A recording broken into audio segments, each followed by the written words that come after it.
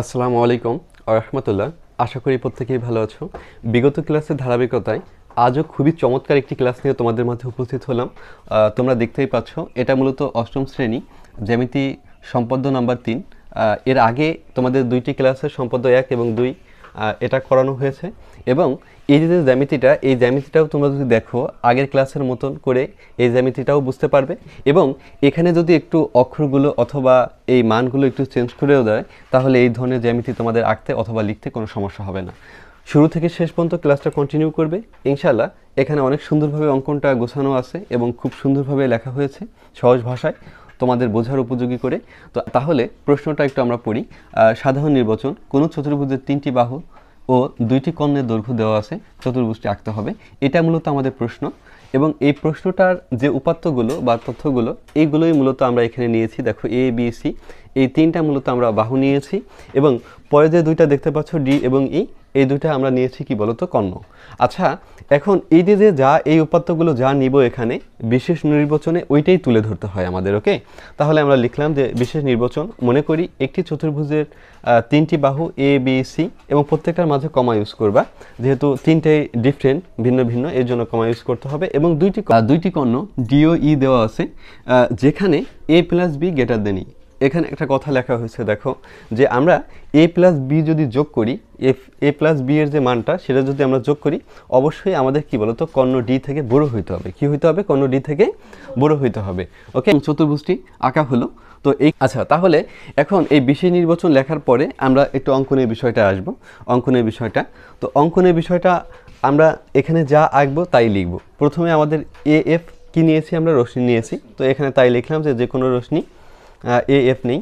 O A F থেকে প্রথমেই আমাদের এই যে কর্ণ দেখতে পাচ্ছ, এই কর্ণ কার সমান করে? কর্ণ হচ্ছে ডি এর সমান করে আমরা মূলত আঁকছি। এখানে আমি যদি এখানে দিয়ে দিই কর্ণগুলো, দেখো পরিমাপগুলো দিয়ে দিচ্ছি। এখানে ডি, এখানে হচ্ছে এ, এটা হচ্ছে বি, দেন এখান থেকে এই যেটা দেখতে পাচ্ছ, এই যে কর্ণ, এটা হচ্ছে আমাদের কি কর্ণটা?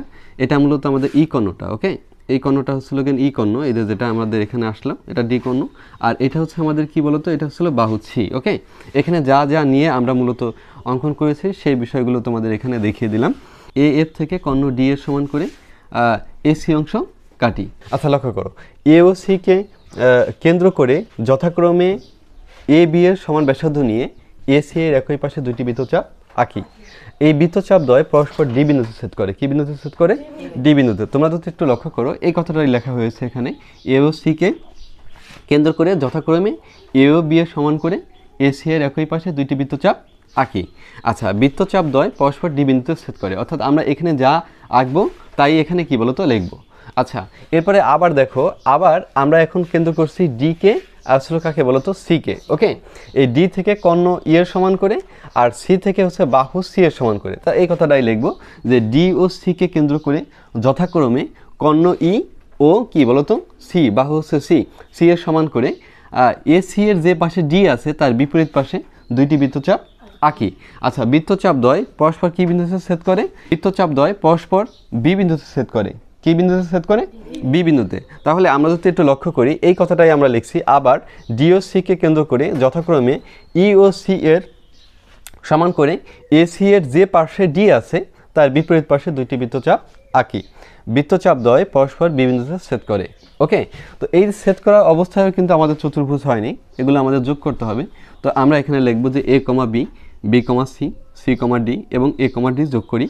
এই যে সেই কথাটাই আমরা এখানে লিখেছি। দেখো, এ কমা বি ও বি কমা সি ও সি কমা ডি এবং এ কমা ডি যোগ করি। অবশ্যই কমা ইউজ করতে হবে, তাহলেই এ বি সি ডি নির্ণয় চতুর্ভুজ। আশা করি এই ক্লাসটা অনেক সুন্দরভাবে তোমরা বুঝতে পেরেছো। তোমরা যদি উপকৃত হয়ে থাকো তাহলে তোমাদের বন্ধুদের মাঝে শেয়ার করে দিবে, যাতে তোমার বন্ধুরাও তোমাদের মতো উপকৃত হতে পারে। এবং যারা আমার এই পেজটিকে লাইক এবং ফলো করোনি বা সাবস্ক্রাইব করোনি, তারা সাবস্ক্রাইব এবং ফলো দিয়ে পাশে থাকবে। ইনশাআল্লাহ এরকম ধরনের ভিডিও তোমরা পেতে থাকবে। এবং